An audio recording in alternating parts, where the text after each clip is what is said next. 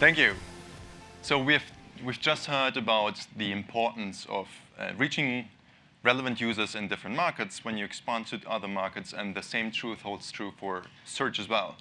You have to know there is a language barrier when using search, and you want to expand into different markets, and you might not know the language, and but you still want to reach your relevant users. And how you can do that is dynamic search ads, which I'm going to talk about.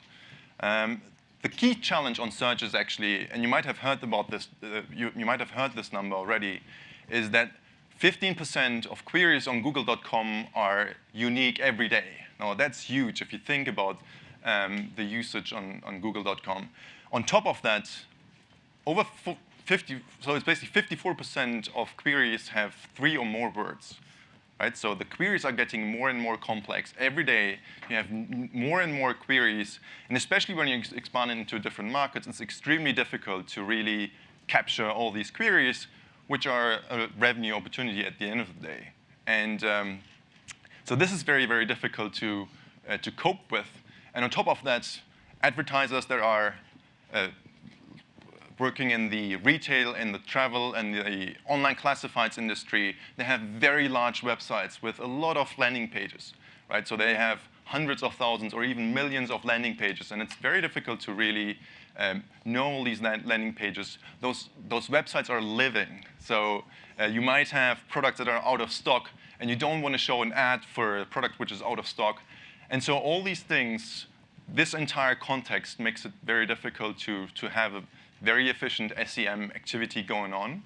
And so we end up in a situation where we have, for an average advertiser who does keyword targeting, so they're missing out on average, 70% of relevant queries are not covered with an exact match keyword in their account.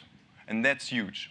And that's actually why even our most sophisticated advertisers, very, very large advertisers in the retail, travel, and classified industry, and they have millions of keywords, literally tens of millions of keywords, hundreds of millions of keywords, and they're still using dynamic search ads. So they're running DSA on a significant share of their SEM in order to really capture that opportunity that you would be missing out on when you're not using DSA. Because it seems to be technically almost impossible to cover all that traffic, to reach all these users by just using keyword targeting. But how does a dynamic search ad look like? It's basically, at the end of the day, it's a very simple text search ad. So what you see here you see dynamically generated headline, right? So the first line is dynamically and completely automatically generated. It's based on the user query and the landing page title. And then you have, obviously, you've got the landing page that we match with a relevant user query, right? So we scan your website, understand what the content is all about, and then when we think we see a user query which is relevant to that, we match that. And then it's up to the advertiser to either customize the description lines and the visible URL, or to just have a default one, and to be very, very efficient about that. So you would think, and so at the end of the day, if you look at the search results page, you see a completely regular text search ad with the only exception that the headline that you see here is longer. So the 25-character limit that you have for regular text search ads doesn't apply here.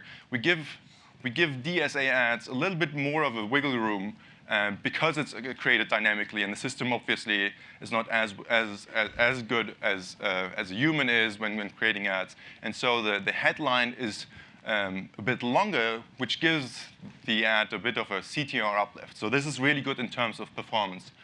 And so now that you know how dynamic search ads work, is when you set up a DSA campaign, that's also something that you have to keep in mind, is that you want to customize the ad, right? So I already mentioned that you want to have different creatives for different products. So if you want to customize the description lines, you probably want to split up the ad groups and customize the creatives there.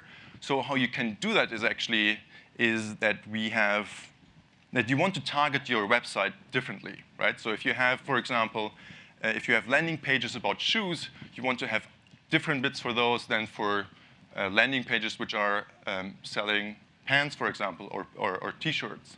And so how we do that is now that last year, we have introduced category targeting, which is based on actual user behavior. So we scan your website, and we look at user queries at the same time, and trying to understand how to bundle landing pages on your website together. So what we have here is now that we understand that, for example, landing pages 1, 2, 3 belong together because all three of them are advertising shoes, for example.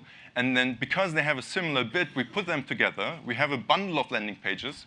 They share a CPC. And so we tell you this is a category that you should target differently. And you should apply a bid of I don't know how much. And so you then split that up into a different ad group and then can customize the creative and have very, very relevant targeting for those landing pages that you have put together.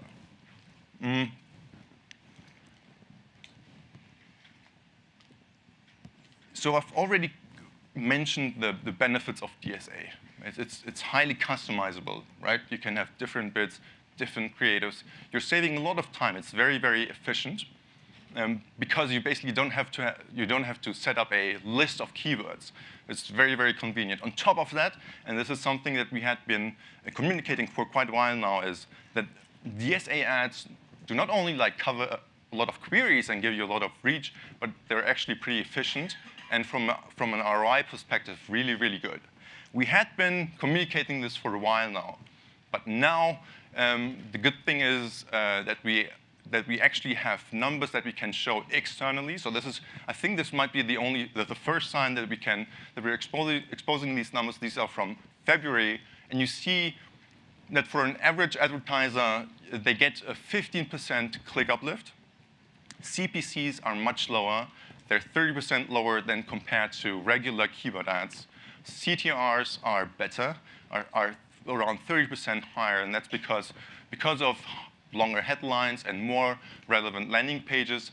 And also for CPAs, you've got 35% lower CPAs. And these benchmarks are obviously are global, but we have them for different segments too. A very interesting stat is actually the 80%. So that's the incrementality rate. So we only show you DSA ads when there is no exact match showing, right? So dynamic search ads are not going to cannibalize your keyword activities, but they're basically going to be incremental on top of what you have already for your keyword campaigns. And just to round that up, we have actually three examples here of advertisers that are using DSA in quite a significant way. Trivago is a travel advertiser who expanded very, very quickly into different markets, over 50 markets, and lowered their CPAs significantly. Keimu is a retailer, did the same thing in emerging markets. Very importantly, they actually couple DSA with automated bidding. That's how you get the best performance out of it. And Virgin Experience Days coupled DSA with RLSA in order to get a conversion rate boost, in order to optimize performance. And that's how you should use DSA when you go international. Always use it with other bidding solutions to get the best out of DSA.